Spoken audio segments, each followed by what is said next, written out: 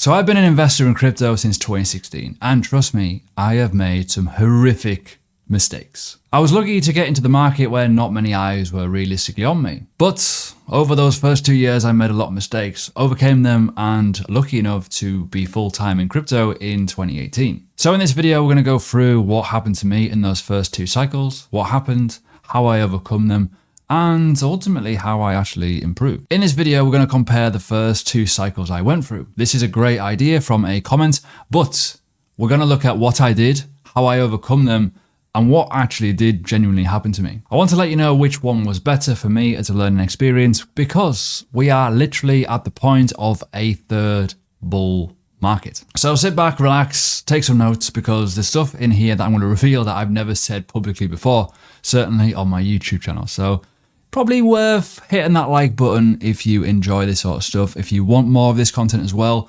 don't forget to hit the subscribe button, because you may well miss out. So the starting point, in 2016, I was in the Air Force. I was traveling the world, doing all kinds of weird security things, doing all kinds of weird and wonderful things in weird and wonderful countries, right? And I was getting paid extra money to do that. But I was bored, I wanted to do stuff, and part of that boredom was literally reading about property books, reading about investing, and I decided to take the plunge into crypto as a random speculative investment in 2016. Luckily, I already had some prior knowledge of Bitcoin due to a football website that I currently ran at the time, right? So in terms of where we were in terms of that time frame, we were looking at roughly October, November time, 2016. This is when I was investing in crypto. I only bought Bitcoin at the time. That was fine. And then I gradually migrated over into the altcoins in early 2017 when I was on Bittrex and I was on Poloniex and other websites buying some really random stuff, figuring out what on earth am I doing. It was interesting, put it that way, right? So this is where it got all a bit mad and mental, because I remember very, very clearly looking at certain things, learning how to research, learning how to do certain things in terms of what the hell a roadmap was, what a white paper was. And some of the projects that I was investing in were absolutely awful, right? And I will come on to that in a bit. But the one thing that is huge here is the fact that it was becoming very, very interesting, very, very fast, which I will come on to in a second, because I don't think people realize how big the 2017 market was in terms of running. And let me just get onto that. So the easiest way, in my opinion, to show you is to show you the dominance back in the day. The dominance back in the early part of 2017 was like 95, 96% dominance in terms of BTC. That indicates that basically Bitcoin was the king and every altcoin was a bit shit. Then this little coin you may have heard about is called Ethereum started to release ERC20 tokens. This enabled things to change. And very, very quickly, we started to see a rundown where altcoins were running, right? And yes, I was making some decent money here, but it got very, very mad. It was crazy. XRP was pumping. Other coins around that sort of ilk, Litecoin especially as well, was doing well. You had hard forks. Certain new coins were coming from hard forks of Bitcoin, Bitcoin Cash, for example, right? Crazy, right? And then all of a sudden, it just went bananas and it dropped all the way down to like 35%. Can you imagine the run there? 95% to 35%. Did I understand what was happening? No, did the hell? Which was part of the problem, right? So what I did was, back in those days, I was buying into ICOs, right? Even now, you probably see some sort of similarities with pre-sales and stuff like that. I bought into a lot of projects and I made good money. I was very, very happy with what I did. However, I did lose a lot of the money, and I'm going to explain in a second what kind of went wrong here. And it's kind of obvious to note that I think my inexperience here was the problem, and the ability to understand quick wealth. I started with roughly £2,000, and at the end of this cycle, and I'll show you the proof in the pudding, I had a lot more money, and trying to manage that. But the problem was, it happened in a very short space of time, because the ICOs went live, right? The money just kept going up and the dominance just kept dropping. I wish, learning point, write it down, I took profit mainly into Bitcoin. If I held all that Bitcoin that I had, I would be in a very, very different boat right now. So this video here on the screen, It is one of my most popular videos by far. And it was going through the story of $2,000 to roughly $250,000 at the time, right, in terms of current values. Now, this is the screenshot. I don't have many of these screenshots remaining because I've kind of cleared them all out. But this was kind of what I had at the time. Madness. And I know it's in pounds. It's crazy how things change. But literally was in 3 months, this is what happened. My whole entire life changed. Crazy.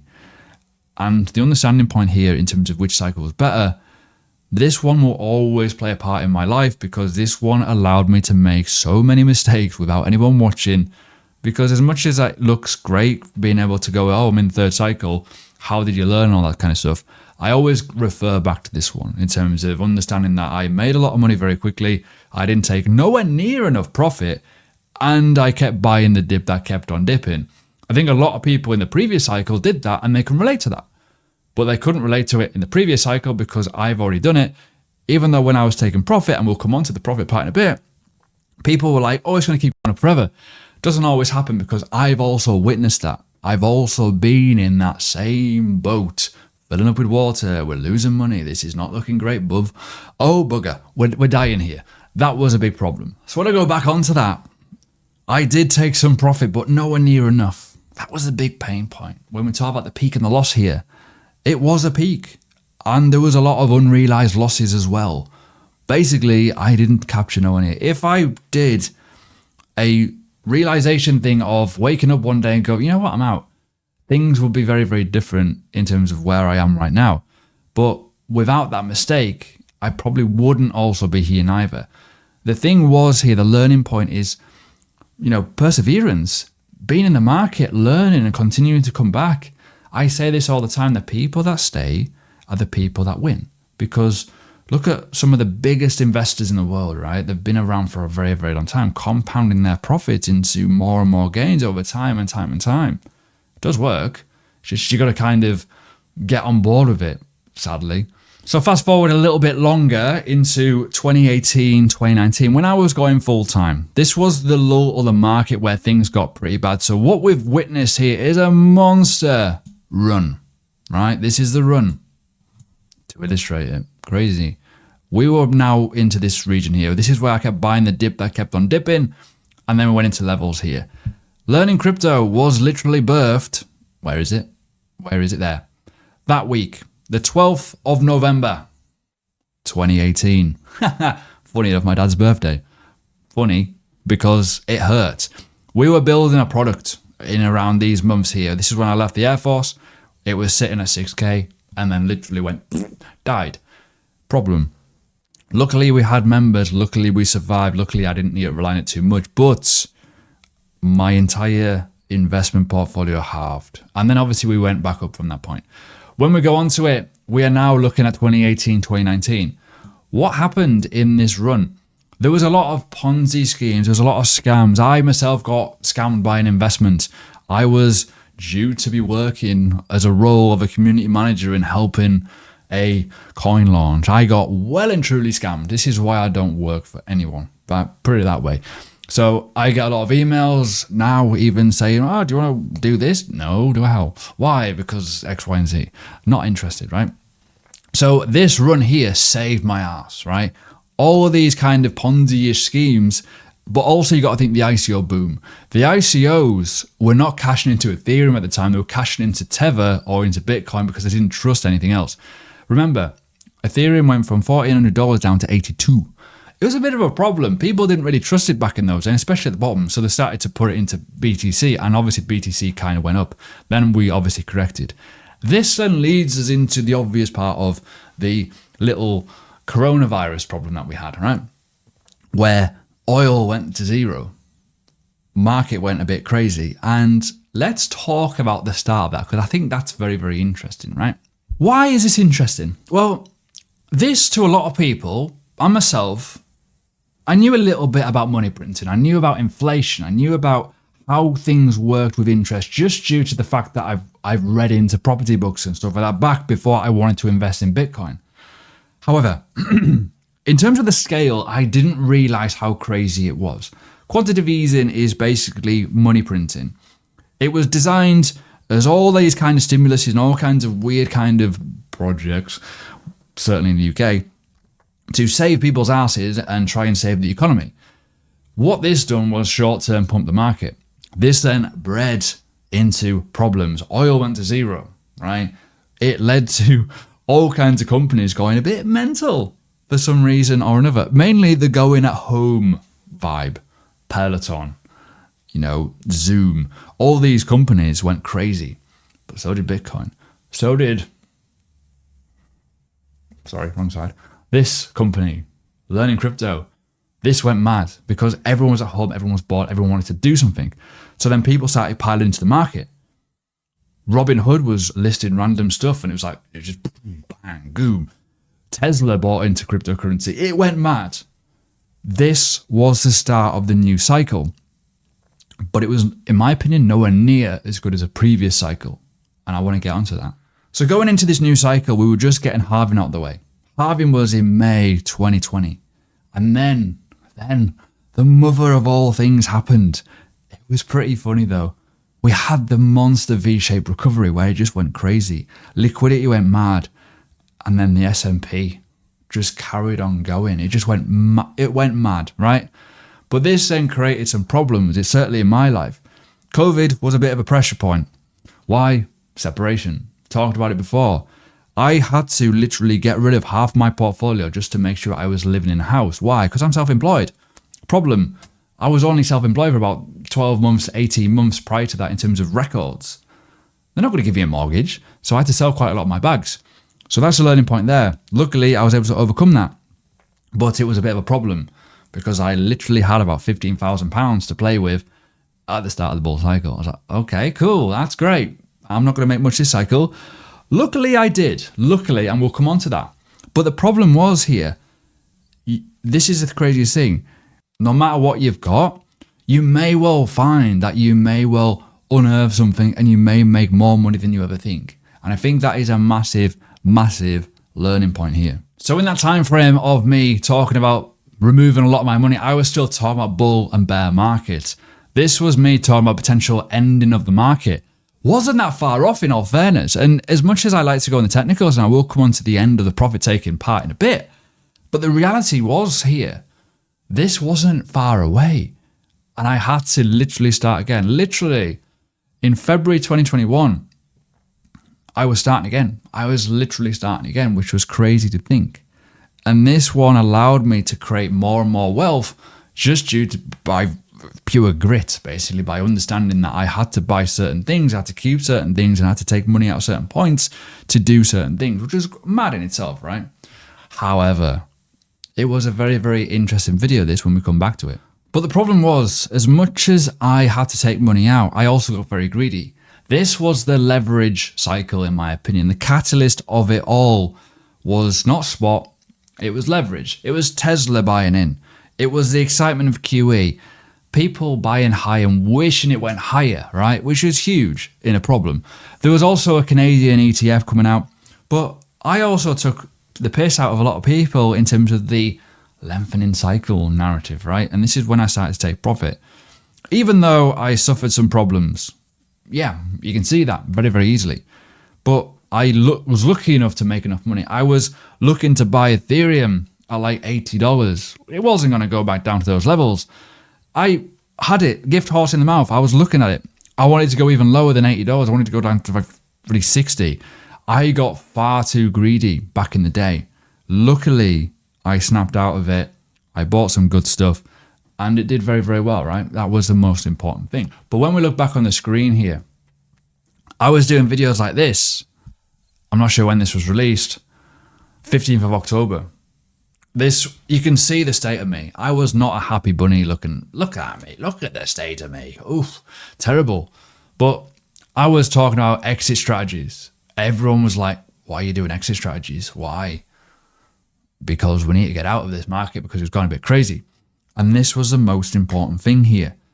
You need to get an exit point. And when we talk about the previous cycle of 2017, learning has taken place here. I was looking to get out. I was thinking to myself, we can't keep going on forever.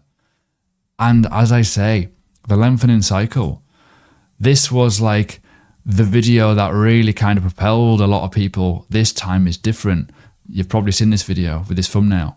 I was talking about this right near the top of the market, literally 15th of October, 2 weeks prior, right? Crazy when you think about it. I was taking profit. I was removing my position, and towards the middle of November, I took a lot more out. I was lucky enough to do it. And going back to that previous cycle of learning and making such a lot of money very, very quickly, in reality, the exact same thing happened in 2020, 2021. It was just different. It just didn't feel as good because I've already witnessed that in terms of a catalyst and the previous kind of gains. But when I talk about £15,000, give or take, in my market pot at like the end of 2020, early 2021, to what I had in November 2021, it was still only 10, 11 months, right? It was still a lot of money very quickly. But I had other problems in my life that I had to go through and battle on because I wasn't a happy bunny. You can see, look at the state of me, absolute rotten to the core. I was a lot bigger. I just looked ill. I had a proper fat face. Obviously, single, separated, had to do all kinds of other bits and pieces. And not to mention as well, most people don't know this, but one of my good friends died as well very, very suddenly. Certainly in that November time, it was horrible. And I was just ready to get out. I was literally dying inside because it was overworked and everything was going crazy. Not to mention problems with learning crypto as well at the time, which I won't go on to. But the reality is here, when I talk about learning experiences, I learned how to take profit in pretty much the exact same circumstances. I could have fallen down the rabbit hole of lengthening cycles and talking about all the content that was going on, that we were going to go to 500K very, very quickly and all this kind of stuff in terms of Bitcoin. I didn't fall into that narrative at all because, as I say, I made a lot of money very quickly when realistically I shouldn't have. I only had so much money. I was so lucky, so lucky. I cannot even express how lucky and fortunate I was. But I had to look at that and think to myself, well, actually, it's kind of worth it in the end. And the final point is to illustrate it in images. This is an old tweet from October, and it kind of makes you wonder what I was thinking at the time, even when I was writing this tweet in October. Why? Because look at it. Look at what I've been saying.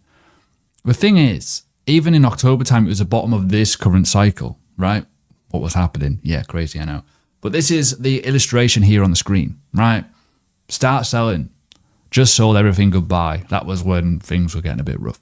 And then dollar cost average, time to buy back in. FTX crash, the leverage craziness of what the fallout was unbelievable. In terms of what I've learned between both cycles, it's very, very simple.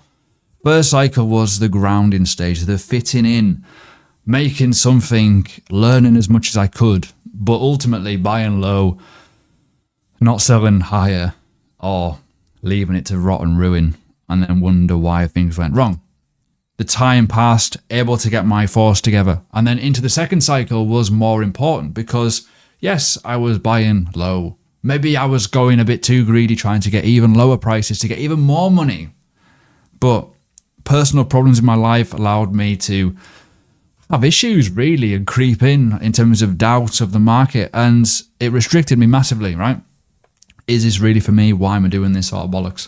But persevered with it, made enough money to survive. Again, luckily, buy low, sold high, sold at the right time, and now in this future cycle, I've put in all of those profits into what I've got right now. When I look at what I've got now versus what I had in the previous cycles, it's a hell of a lot more. It's ridiculous. It really is. But it all comes down to perseverance and time. But for me, cycle one for me, that 2017 bull market, that ICO boom was unbelievable in terms of the pace and the ferocity of it. The second one was a bit of a fart in the wind. It really was. It was nowhere near as mental. It wasn't. Nowhere near as mental. Craziness.